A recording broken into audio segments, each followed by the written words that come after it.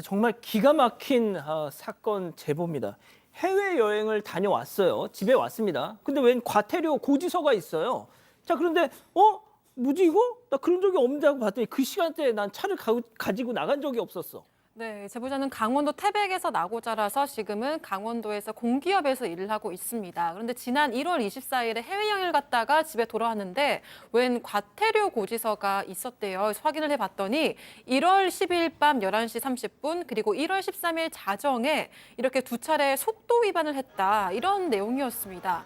그런데 제보자가 아무리 생각을 해봐도 이 늦은 시간에 운전을 했던 기억이 없어서 뭐 핸드폰 통화 내역부터 문자 메시지를 살펴보면서 기억을 더듬어 봤다고 해요. 이 제보자는 3대 3교대로 근무를 하고 있는데 그날은 아침 7시부터 오후 3시까지 일을 했었고 약속이 있어서 나갔다가 저녁 9시쯤에 일찍 잠이 들었었다고 합니다. 그런데 제보자가 잠이 들어 있던 시간에 이렇게 과속을 했다고 나오니까 정말 말이 안 되는 상황이어서 정말 답답했다고 합니다. 자, 이럴 때 확인해야 하는 게 바로 블랙박스죠. 바로 보셨답니다. 그랬더니 상상도 못한 그날의 흔적이 고스란히 체크포인트 짚어보죠. 날아간다. 자, 직접 들어보시죠.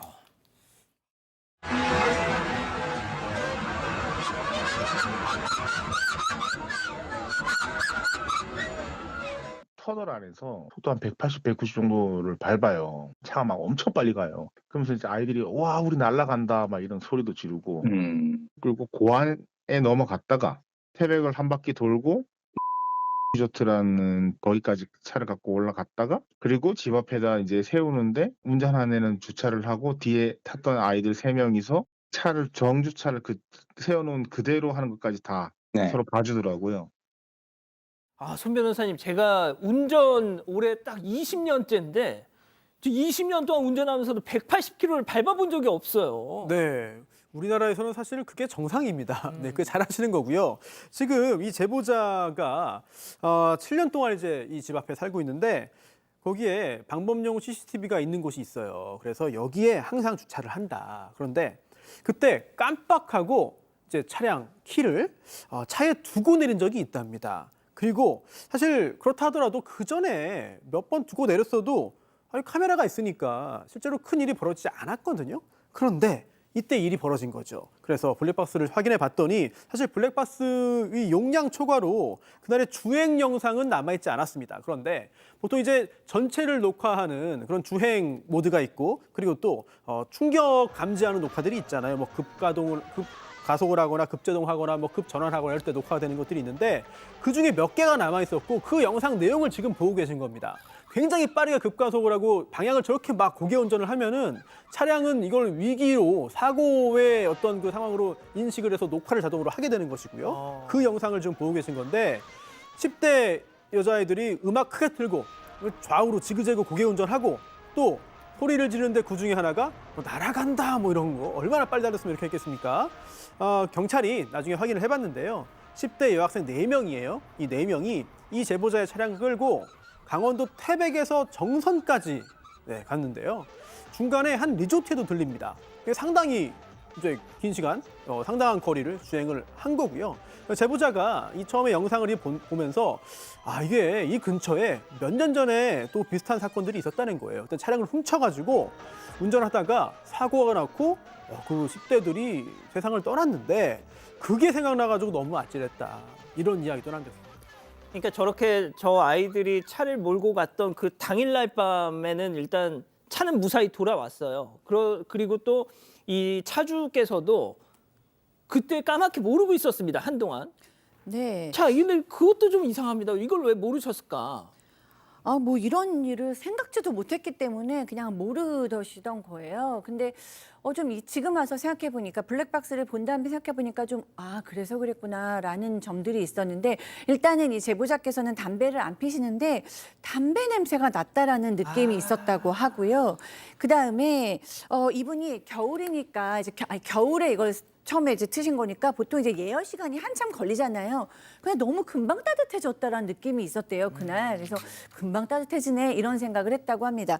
그런데 나중에 이제 블랙박스를 통해서 이걸로 확인한 후에 나중에 보니까 앞좌석, 뒷좌석, 보조석 다 담뱃불 흔적이 있었다고 해요. 아하. 그리고 또 차량 내부 말고 외부에도 흠집들이 있었다고 합니다. 그리고 이 일이 있기 전에 직전에 차량 바퀴 관련 부품을 교체했었는데 나중에 보니까 거기도 역시 파손돼 있더라고 합니다.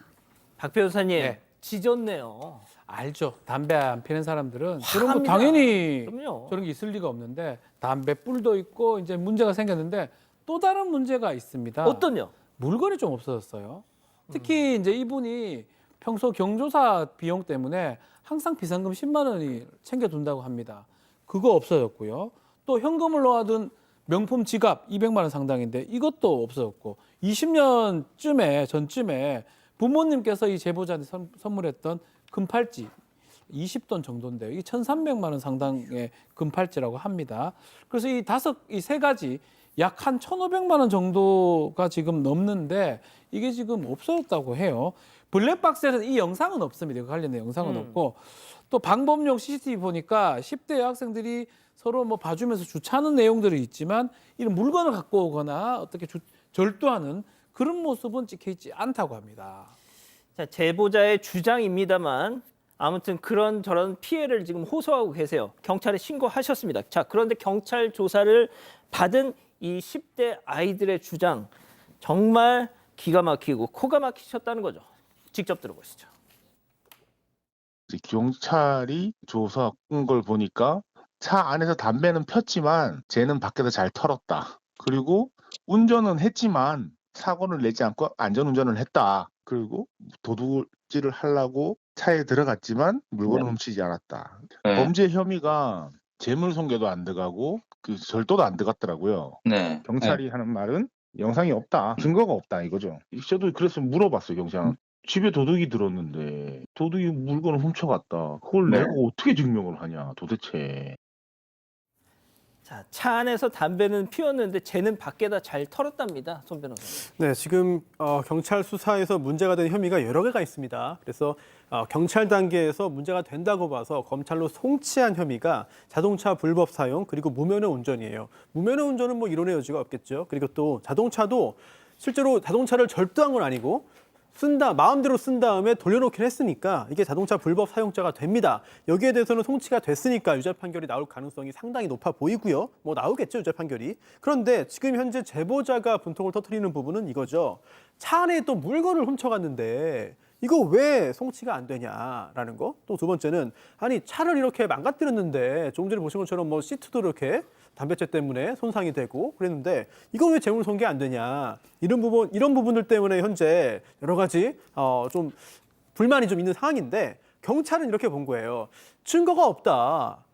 의혹은 있고 의심은 가지만 사실 이거 차 안에 있던 물건을 훔쳐갔다고 볼 증거가 없다는 거예요. 왜냐하면 원래 차 안에 그러한 물건들이 있었고 이 10대 4명이 그거를 훔쳐갔다, 가져갔다라는 것을 증명이 돼야 되는데 그게 증명이 돼야 이제 송치하고 기소하고 유죄 판결이 나올 수 있잖아요. 근데 네. 애초에 차 안에 그런 물건이 있었다는 것부터 증거가 부족한 거 아니냐. 증명이 안 된다라는 입장이고요. 그리고 또 이 재물 손괴도 과실에 의해서 손괴한 거는 처벌하는 규정이 없습니다. 일부러 손괴해야 돼요. 고의가 했어야 돼요. 그런데 이런 부분 역시 좀 증명이 안 된다라고 보아서 경찰 단계에서는 이 부분을 이제 불송치했고요. 다만 이 불송치에 대해서 이의 신청을 할 수 있어요. 그래서 수사를 조금 더 진전을 한 후에 혹시라도 증거가 나온다면 송치를 다시 할 수는 있겠습니다만 현재 상황에서는 새로운 증거가 나오지 않는 한 이 경찰의 어떤 판단 자체가 계속 유지될 가능성이 좀 상당히 높아 보입니다. 이 10대 얘네들이 여중생이에요, 여고생이에요? 섞여 있어요. 자, 박 변호사님. 네. 그럼 이거 부모들이 책임져야죠. 자, 뭐 만약에 이제 변식 능력이 좀 부족하다 그러면 부모가 민사 책임을 질 여지가 있는데 문제는 입증이 지금 안 되고 있는 상황이에요. 그 물건들이 있었는지 또 그리고 과실 부분은 뭐 손괴 부분은 책임을 져야 되는데 절도가 될지 이제 이 부분이 문제인데 10대 그 4명 중에 한 부모하고 건너 안다고 합니다, 제보자. 아, 진짜? 연락을 했대요. 하니까 뭐 점퍼만 봤지 나머지 본 게 없다. 뭐 절도한 적 없다. 우리 애들 그렇게 얘기한다라고 하고 근데 훔쳐간 물건 자기 이제 제보자 입장이 확실하니까 그 물건하고 차량 수리비는 좀 어떻게 좀 해달라라고 얘기를 하니까 연락이 없다고 합니다. 그 전까지는 좀 잘 봐달라고 얘기하다가 그 이후에는 연락이 없다고 저렇게 하고요. 변명을 하다가 아 그러면은 일단 흠집 난 거 네. 그런 거라도 좀 보상을 해주시오 했더니 연락이 없습니다. 띡띡띡띡. 네. 아. 그래서 이제 자식 본인도 이제 키우고 있지만 여기 사실 좀 화가 나고 이 신청 지금 좀 받아들여져야 되지 않겠나. 진실이 꼭 밝혀졌으면 좋겠다라고 하는 그런 상황입니다. 예.